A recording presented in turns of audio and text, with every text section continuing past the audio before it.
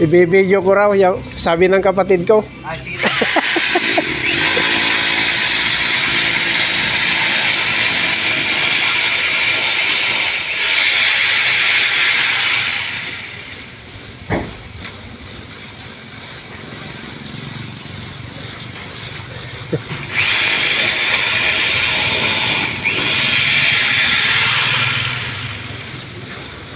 Yung manager yun, nandito.